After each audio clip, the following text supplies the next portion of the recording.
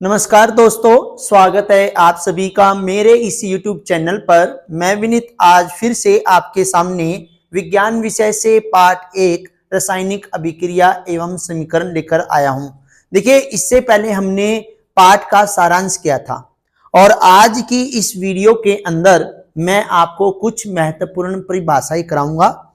देखिए, इस चैप्टर को करने से पहले जैसे कि हमने आपको लास्ट वीडियो में भी बताया था कि सबसे पहले आपको इसकी आउटलाइन पता होनी चाहिए कि इसके इस पार्ट के अंदर क्या क्या है। पहली चीज, यहां पे आपको रासायनिक अभिक्रिया पढ़नी है। रासायनिक अभिक्रिया के अंदर दो चीजें होती हैं, एक अभिकारक होते हैं और एक उत्पाद होते हैं, उनके बारे में पढ़ना है। इसके बाद रासायनिक समीकरण पढ़ना है। रासायनिक समीकरण क्या होता है और रासायनिक समीकरण के अंदर भी हमें दो पार्ट पढ़ने हैं, एक संतुलित रासायनिक समीकरण और दूसरा आपको कंकाली रासायनिक समीकरण। इसके बाद रासायनिक अभिक्रिया या रासायनिक जो क्रियाएं है, अभिक्रियाएं हैं, उनके प्रकार पढ़ने हैं और उन्हीं के अंदर से हमें दो टॉपिक और मिलेंगे, एक हमारा विकृत गंधिता और दूसरा हमारा जो है संचारण। वो किस वजह से होता है? जब उपचयन, किसी वस्तु का उपचयन हो जाता है। देखिए, आज की इस क्लास के अंदर मैं आपको परिभाषा ही कराऊंगा। सबसे पहले आप यहां पे देख रहे होंगे रासायनिक अभिक्रियाएं, इंग्लिश में हम इसको केमिकल रिएक्शंस के नाम से जानते हैं। और रासायनिक अभिक्रियाएं क्या होती है? वे अभिक्रियाएं जिसमें अभिकारकों में परिवर्तन होकर नए पदार्थ बनते हैं, यानी कि वे अभिक्रियाएं जिसमें अभिकारकों में परिवर्तन होकर नए पदार्थ बनते हैं, उसे हम रासायनिक अभिक्रिया कहते हैं या वह रासायनिक अभिक्रिया कहलाती है। रासायनिक अभिक्रिया के अंदर दो चीज होती है।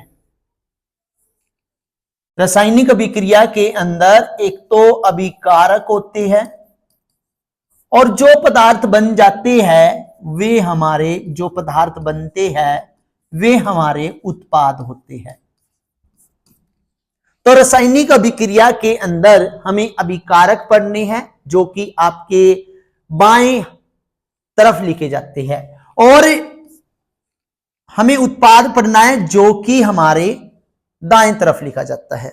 तो अभिकारक क्या होता है? यहां पे देखिए, अभिकारक जिसको हम इंग्लिश में रिएक्टेंट्स के नाम से जानते हैं, वे पदार्थ जो रासायनिक अभिक्रिया में भाग लेते हैं, यानी कि वे पदार्थ जो रासायनिक अभिक्रिया में भाग लेते हैं उसे हम क्या कहते हैं? अभिकारक।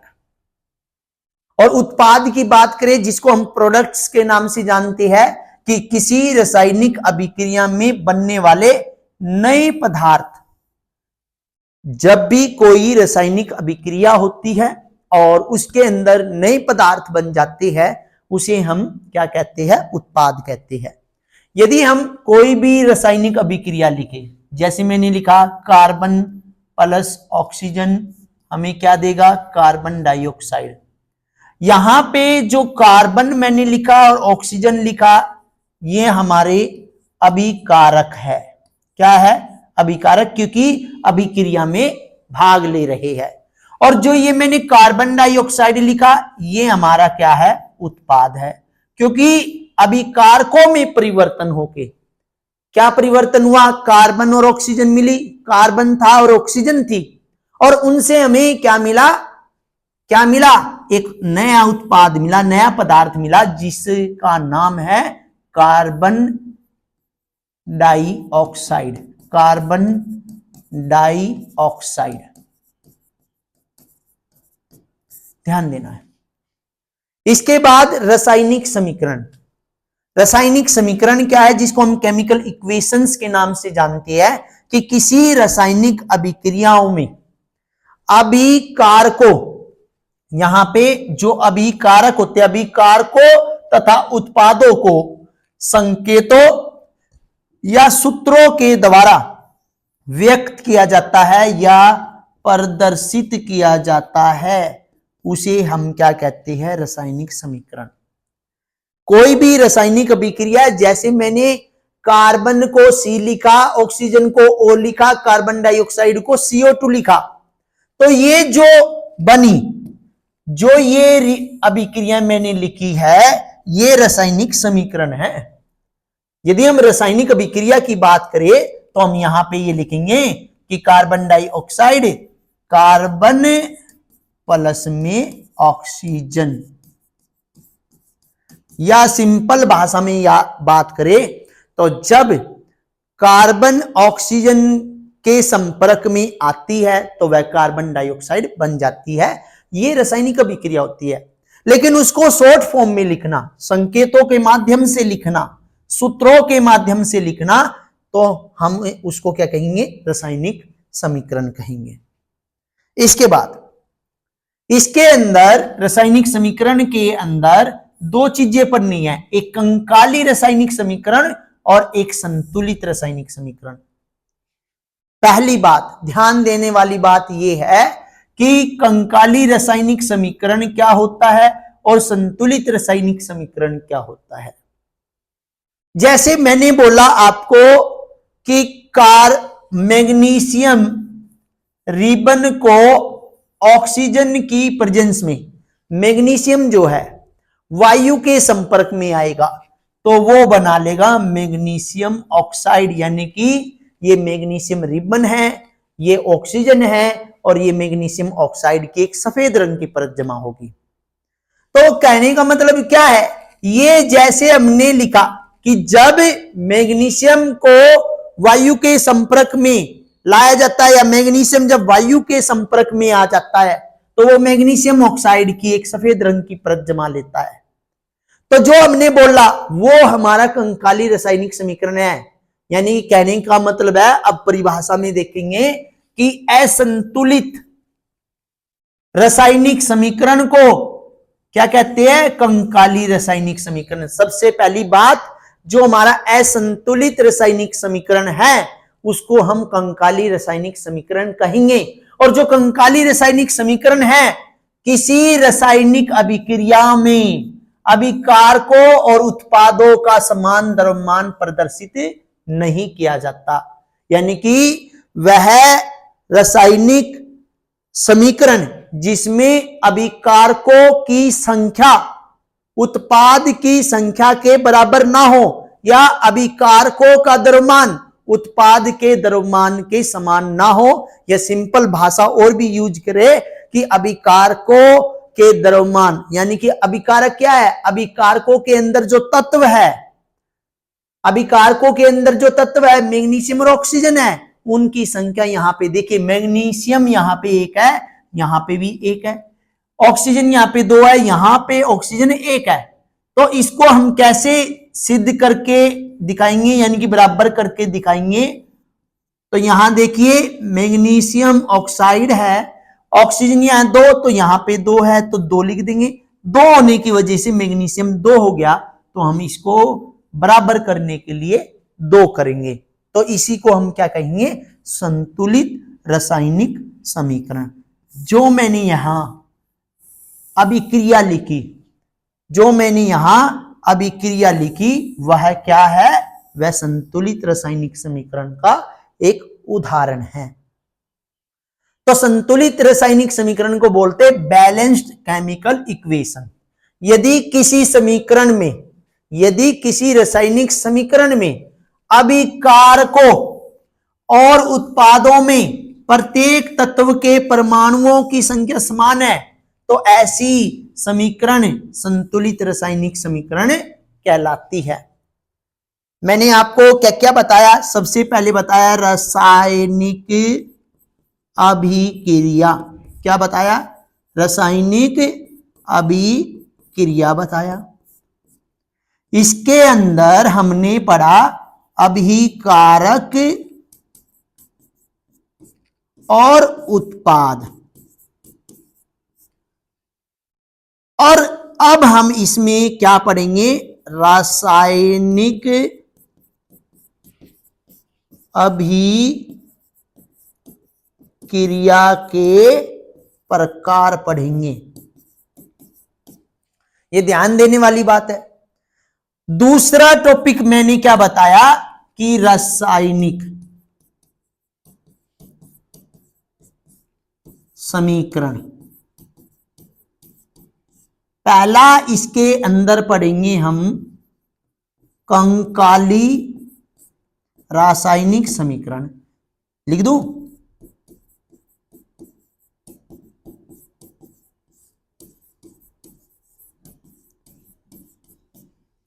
दूसरी चीज लिखेंगे हम संतुलित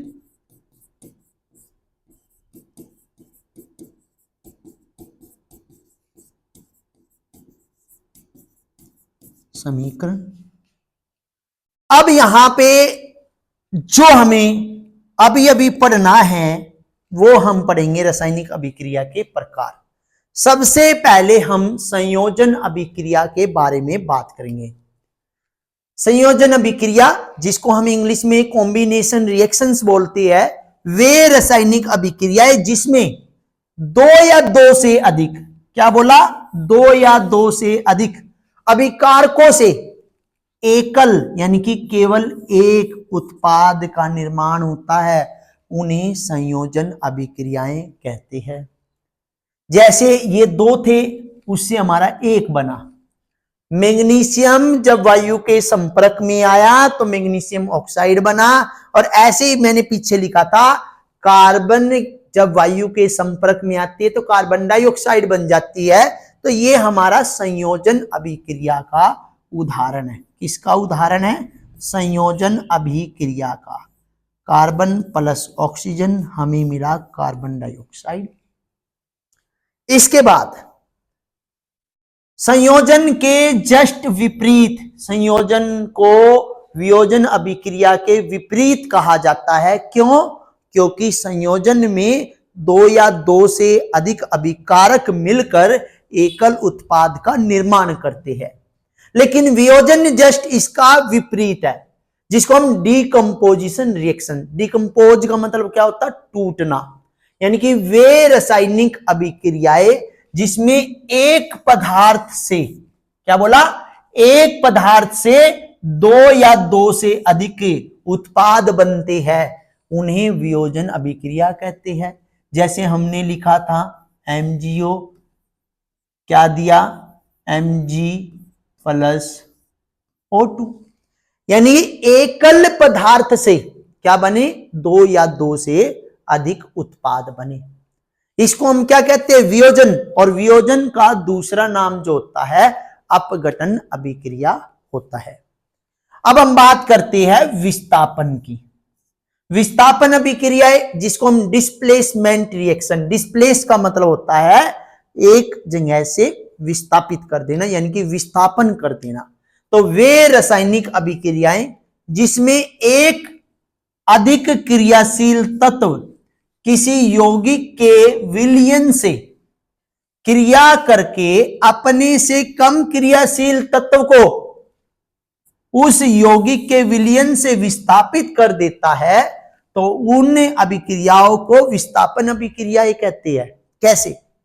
जब हम लोहे की कील को कॉपर सल्फेट के सॉल्यूशन में डालते, कॉपर सल्फेट के विलयन में डालते हैं, तो जो ये लोहा है वो कॉपर से अधिक अभिक्रियाशील होने के कारण कॉपर को कॉपर सल्फेट के विलयन में से हटा देता है, यानी कि विस्थापित कर देता है। ऐसे बन जाएगा, ऐसे बन जाएगा। कहने का मतलब क्या है कि वह रासायनिक अभिक्रिया जिसमें एक अधिक क्रियाशील तत्व किसी यौगिक के विलयन से क्रिया करके अपने से कम क्रियाशील तत्व यानी कि कॉपर को उस यौगिक के विलयन में से विस्थापित कर देता है, तो उस अभिक्रिया को हम क्या कहते हैं? विस्थापन अभिक्रिया कहते हैं। अब हम बात करते हैं द्वि विस्थापन की, जिसमें दो जनों का विस्थापन होता है, कि डबल डिस्प्लेसमेंट रिएक्शन। वे रासायनिक अभिक्रियाएं जिसमें अभिकारकों के बीच आयनों का आदान प्रदान होता है उन्हें द्विविस्थापन अभिक्रियाएं कहती है। जैसे बेरियम क्लोराइड, सोडियम सल्फेट, तो यहां पे देखिए NaCl यानी कि 2 बन जाएगा, प्लस में BaSO4 बेरियम सल्फेट। तो ध्यान दीजिए बेरियम एक, इधर एक है, कैल्शियम यहां 2 है तो यहां पे भी 2 कर दिए मैंने, सोडियम यहां 2 है तो यहां पे 2 कर दिए, और एक सल्फेट है तो मैंने यहां पे एक सल्फेट भी कर दिया। तो द्विविस्थापन अभिक्रियाएं यानी कि डबल विस्थापन यानी कि डबल डिस्प्लेसमेंट रिएक्शन, वे रासायनिक अभिक्रियाएं जिसमें अभिकारकों के बीच आयनों का आदान प्रदान होता है उसे द्विविस्थापन अभिक्रियाएं कहते हैं। समझ में आ गया होगा, क्योंकि यहां पे जो पॉइंट नंबर 9 और पॉइंट नंबर 10 जो हमने पढ़ा है वो हमारा है विस्थापन और द्विविस्थापन। यानी कि विस्थापन में एक तत्व विस्थापित हो जाता है अपनी जगह से, और द्विविस्थापन में आयनों का यानी कि 2 तत्व आपस में विस्थापित होते हैं, लेकिन आयनिक यौगिक यानी कि आयनिक यौगिक मतलब है जिनके अंदर आयंस होते हैं। अब बात करते हैं ऊष्माक्षेपी अभिक्रियाएं और ऊष्माशोषी अभिक्रियाओं के बारे में। ऊष्माक्षेपी एक्सोथर्मिक, एक्स मतलब बाहर, वे रासायनिक अभिक्रियाएं जिसमें ऊष्मा उत्सर्जित होती है यानी कि बाहर निकलती है। ये वाली बात ध्यान रखनी है कि वे रासायनिक अभिक्रियाएं जिसमें ऊष्मा उत्सर्जित होती है उसे हम ऊष्माक्षेपी अभिक्रियाएं कहते हैं। उसे हम क्या कहते हैं? ऊष्माक्षेपी अभिक्रियाएं कहते हैं। ऊष्माशोषी अभिक्रियाएं, ऊष्माशोषी एंडोथर्मिक, यहां लिखेंगे एंडोथर्मिक,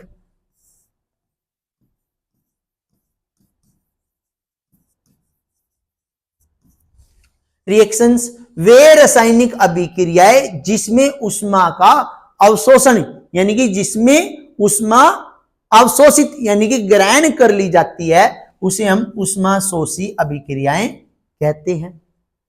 अब यहां पे हमने पढ़ना है 13वां और 14वां जो है उपचयन, जिसको हम ऑक्सीडेशन और अपचयन रिडक्शन पढ़ेंगे। ऐसी रासायनिक अभिक्रियाएं जिसमें ऑक्सीजन की वृद्धि होती है अथवा हाइड्रोजन की हानि होती है उसे हम उपचयन अभिक्रिया कहते हैं। ऑक्सीजन की वृद्धि, हाइड्रोजन का ह्रास यानी कि हानि, तो उसे हम कहेंगे उपचयन, और इसका जस्ट उल्टा हमारा अपचयन। ऐसी रासायनिक अभिक्रियाएं जिसमें हाइड्रोजन की वृद्धि और ऑक्सीजन की हानि, हाइड्रोजन की वृद्धि ऑक्सीजन की हानि होती है उसे हम अपचयन अभिक्रिया कहते हैं। इसके बाद उपचयन और अपचयन मिला के आपकी बनती है रेडॉक्स अभिक्रियाएं। क्या बनती है? रेडॉक्स, यानी कि ऑक्सीडेशन रिडक्शन जब मिलता है तो रेडॉक्स रिएक्शन बनती है। वे रासायनिक अभिक्रियाएं जिसमें एक अभिकारक उपचयित और दूसरा अभिकारक अपचयित होता है, यानी कि उपचयन और अपचयन वह रासायनिक अभिक्रिया जिसमें उपचयन और अपचयन एक साथ होता है उसे हम रेडॉक्स अभिक्रियाएं कहते हैं। इसके बाद आता है आपका अपचायक और फिर उपचायक। अपचायक और उपचायक में क्या अंतर है? ये रिड्यूसिंग एजेंट है और ये ऑक्सीडाइजिंग एजेंट है। वे पदार्थ जो स्वयं ऑक्सीकृत होकर दूसरे अभिकारक का अपचयन करते हैं उन्हें हम अपचायक कहते हैं। देखिए, रिड्यूसिंग एजेंट का मतलब क्या है कि ऑक्सीजन की कमी, रिड्यूसिंग यानी कि रिडक्शन का मतलब क्या है, यानी उपचयन का मतलब क्या है, ऑक्सीजन की कमी।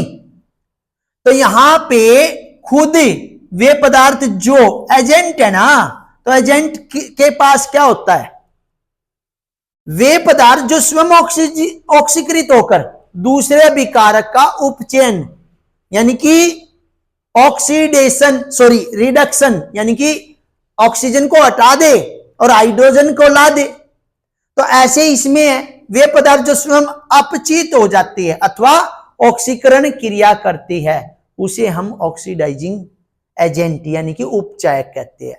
प्रतिऑक्सीकारक, प्रति होता खिलाफ, उसके विरुद्ध, ऑक्सीजन के विरुद्ध जो पदार्थ ऑक्सीकरण क्रिया की दर को कम करते हैं या कम करने में हमारी मदद करते हैं उन्हें हम प्रतिऑक्सीकारक यानी कि एंटीऑक्सीडेंट कहते हैं। जैसे अचार के अंदर तेल डाल देते हैं, नाइट्रोजन जो हमारे पैकेट्स होते हैं चिप्स वगैरह के, कुरकुरे के, उनके अंदर ऑक्सीजन नाइट्रोजन मिलाते हैं तो नाइट्रोजन जो है एंटीऑक्सीडेंट है। इसके बाद हम बात करते हैं ये चीज जो है तापीय विद्युत अपघटन, ये चीजें हमने पढ़नी थी और एक और आती है इसके अंदर आपकी, क्योंकि ये जो है वियोजन अभिक्रिया के पार्ट है, वियोजन अभिक्रिया के प्रकार है। तो वे अपघटन अभिक्रियाएं, क्योंकि मैंने बताया था कि वियोजन अभिक्रिया को हम अपघटन अभिक्रिया भी कहते हैं, तो वे अपघटन अभिक्रियाएं जो ऊष्मा या ताप की उपस्थिति में पूर्ण होती है, जो ऊष्मा या ताप की उपस्थिति में पूरी होती है उसे हम तापीय अपघटन कहते हैं।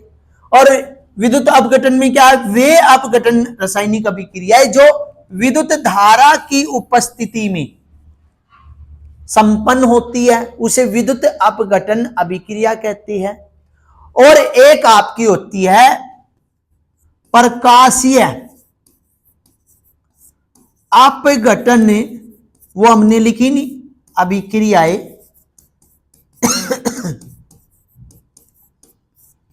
वो जो सूर्य के प्रकाश की उपस्थिति में होती है, सूर्य के प्रकाश की उपस्थिति में होती है, में संपन्न होती है, तो उसे हम प्रकाशीय अपघटन अभिक्रिया कहते हैं। इसके बाद ये टॉपिक आपके इस चैप्टर में नहीं है लेकिन फिर भी पढ़ा देते, किण्वन फर्मेंटेशन, सूक्ष्म जीवों या एंजाइमों की सहायता से ऑक्सीजन की अनुपस्थिति में जटिल कार्बनिक पदार्थों का सरल कार्बनिक पदार्थ में परिवर्तन किण्वन कहलाता है। सिंपल सा है, सूक्ष्म जीवों या एंजाइमों की सहायता से ऑक्सीजन की अनुपस्थिति, ऑक्सीजन नहीं होती है तो वहां पे जो जटिल कार्बनिक पदार्थ होते हैं उन्हें सरल कार्बनिक पदार्थों में परिवर्तन करने के जो अभिक्रिया है या प्रक्रिया है उसको किण्वन कहते हैं। इसके बाद आता है आपका अवक्षेपण अभिक्रिया, प्रेसिपिटेशन, वे रासायनिक अभिक्रियाएं जिसमें अवक्षेप बनता है उसे अवक्षेपण अभिक्रियाएं कहते हैं। वे रासायनिक अभिक्रियाएं जिसमें अवक्षेप प्रेसिपिटेट बनती है उन्हें हम अवक्षेपण अभिक्रिया कहते हैं। अब जो मैंने लास्ट 2 पॉइंट बताए थे, विकृत गंधिता और संक्षारण, रेंसिडिटी इंग्लिश में बोलते हैं, वसायुक्त यानी कि फैटी ऑयली पदार्थ जो होते हैं, फैटी ऑयली सब्सटेंस जो होते हैं, वसायुक्त और तेलीय पदार्थ, वसायुक्त और तेलीय पदार्थों के ऑक्सीकरण में उनके स्वाद एवं गंध में और रंग में परिवर्तन हो जाता है, इसे विकृत गंधिता कहते हैं। कहने का मतलब ये है कि वसायुक्त एवं तेलीय खाद्य पदार्थ जो होते हैं उनमें ऑक्सीकरण हो जाता है, इसलिए हम जो नमकीन होती है उसको एयर टाइट कंटेनर, वायुरोधी बर्तन में रखते हैं। क्योंकि उसका ऑक्सीकरण होने से बचाना है, नहीं तो उसके स्वाद में, उसकी गंध में और उसके रंग में परिवर्तन हो सकता है।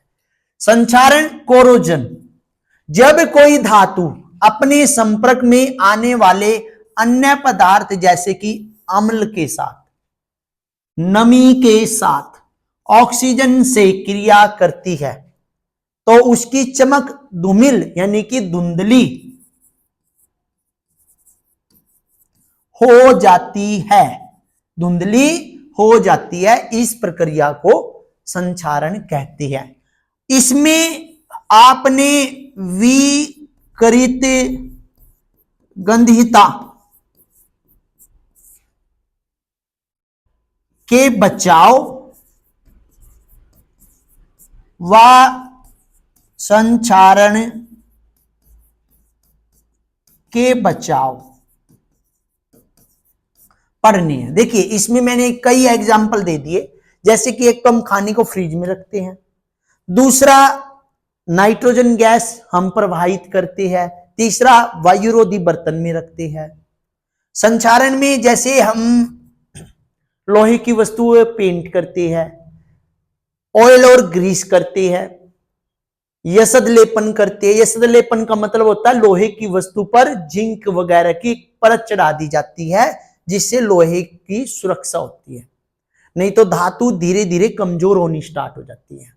देखिए आज की जो ये वीडियो हमने बनाई है वो हमने पार्ट 2 बनाया, जिसके अंदर हमने बहुत सारी महत्वपूर्ण परिभाषाएं और पाठ का जो सार था उसको दोबारा से आपके सामने एक्सप्लेन किया है, उसका वर्णन किया है। देखिए जो भी स्टूडेंट हमारे चैनल पर नए हैं वो हमारे चैनल को सब्सक्राइब करें, वीडियो अच्छी लगे तो लाइक करें और ज्यादा से ज्यादा इसको शेयर करें। और यदि किसी स्टूडेंट को किसी भी क्वेश्चन में कोई समस्या है तो वो कमेंट सेक्शन में अपना क्वेश्चन लिखकर भेजे या 9253017200 हमारा नंबर है। इस पर आपने जो भी कुछ समझना है वो आप कॉल करके पूछ सकते हैं। धन्यवाद।